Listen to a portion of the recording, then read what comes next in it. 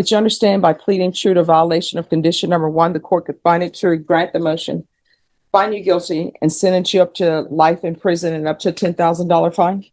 She got into a position, I think, Judge, where she was financially unstable, leading to the theft charge that's before you now. So the underlying facts of the case that she's on deferred adjudication for are not great. Good luck to you. You're gonna have to make better life decisions, all right? Today, Jonathan Alvarado for the defense. And are you Miss Tanya Ortega? Yes, Your Honor. All right, we're gonna start with the motion to revoke. Did you review motion to enter adjudication of guilt and revoke community supervision and First Amendment motion to enter adjudication of guilt and revoke community supervision with your attorney? Did you understand it? Yes, Your Honor.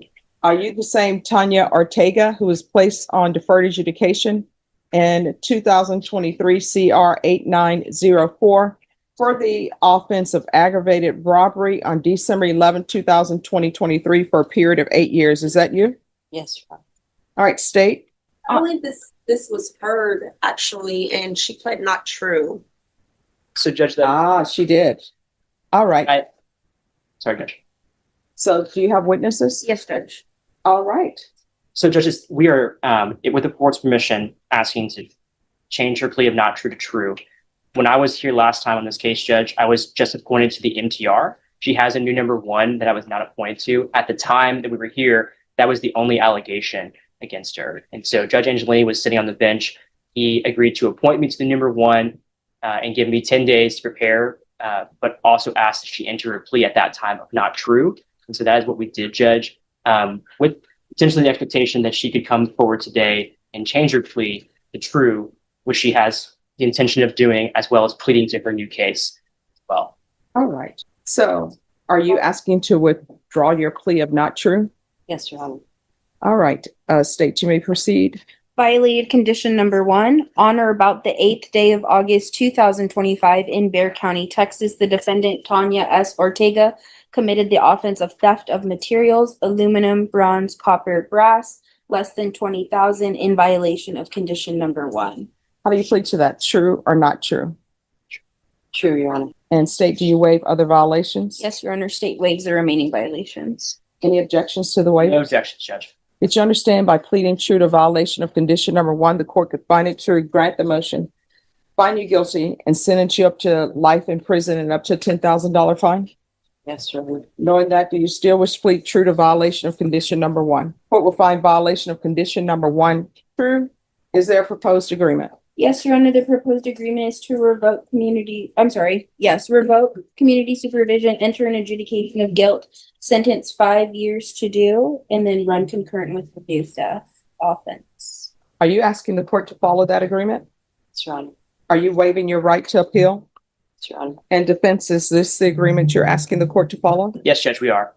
Has she done anything on probation? She has, Your Honor. She was employed working as a welder for, I believe it was not Toyota plant per se, but maybe one of their subsidiaries, Judge. I believe she had many submissions as far as drug tests. However, she did have a few missed, but she was not testing positive. She had recently gotten out of prison, and she also has some pending case in Uvalde County, Judge. She was on GPS monitor for a long time out of her probation for this court. She was making payments towards that. She was also on pretrial at Uvalde County, having to make payments towards that. She got into a position, I think, Judge, where she was financially unstable, leading to the theft charge that's before you now. Ms. Ortega has not tested positive, and I don't believe the theft was drug related, Judge, as far as like trying to make money to pay for drugs. I think it was something where she was trying to have money to pay for rent and so on. And she makes those kind of admissions in the stipulations on the theft case. So this was something, Judge, where we actually considered potentially going open to Your Honor to continue to see if you consider continuing her on probation. But given everything that was going on in her cases, being also on a parole hold, this was something we came to an agreement with the state for. We are asking you to follow it. All right. So the underlying facts of the case that she's on deferred adjudication for are not great. So this is what the court is going to do. The court is finding violation of condition number 1 true.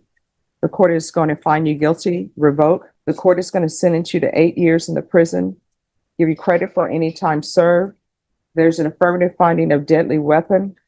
There's to be no contact. Michelle Young, no residing with minors.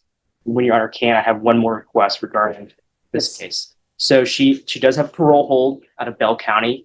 Respecting the court's sentence, we would ask that if the court would consider running that case concurrent with this case, and I do have the cause number on that. All right, concurrent with, Bell County case number FR 81006. you have a limited right to appeal. That right to appeal is as it relates to the allegation in the motion, not the fact that you were on deferred adjudication. Because this is a felony conviction, you're not allowed to own or possess any weapons or ammunition.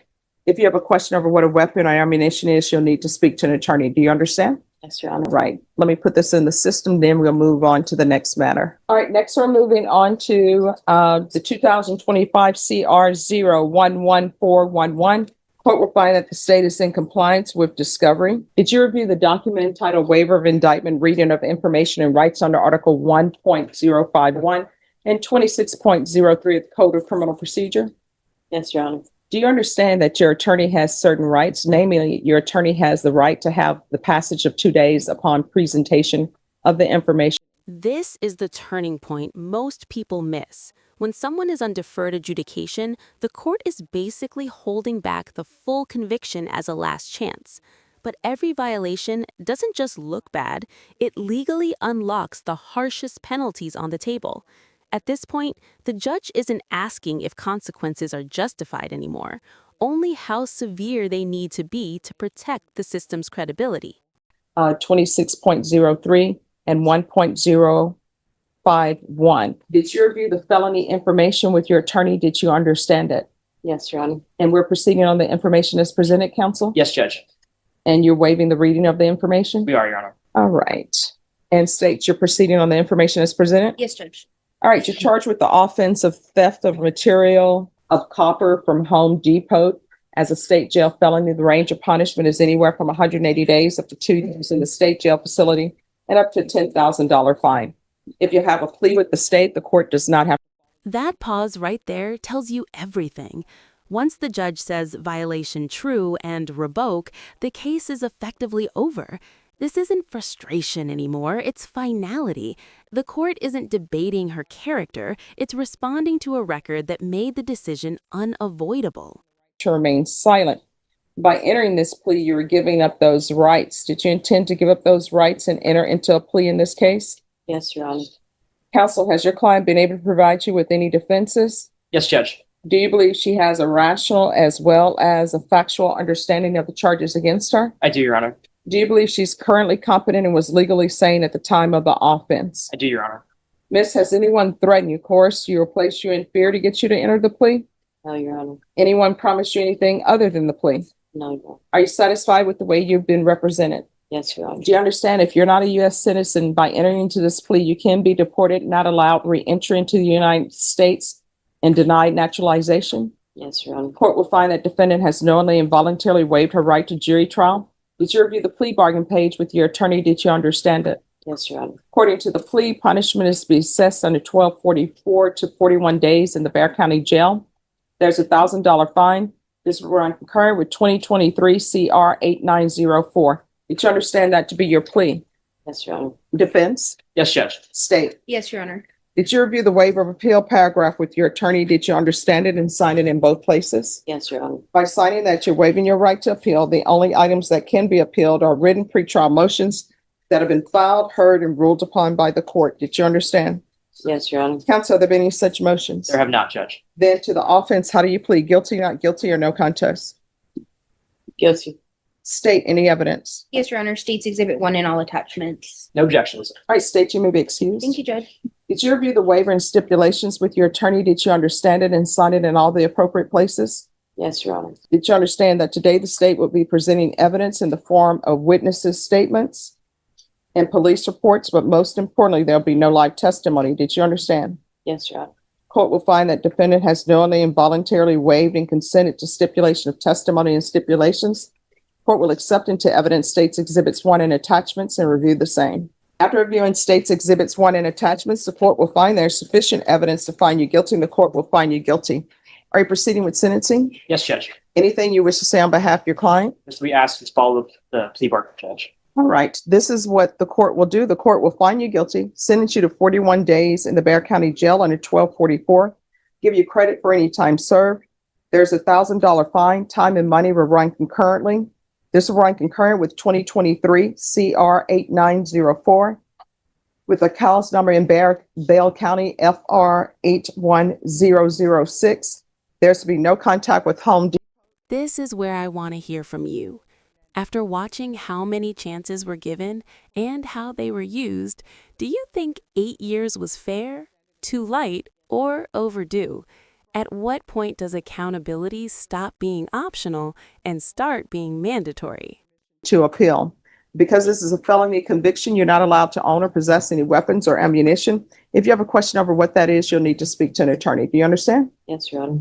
All right, we're going to go off the record. Good luck to you. You're going to have to Thank make you. better life decisions. All right? Yes, ma'am. All right, good Thank luck. you.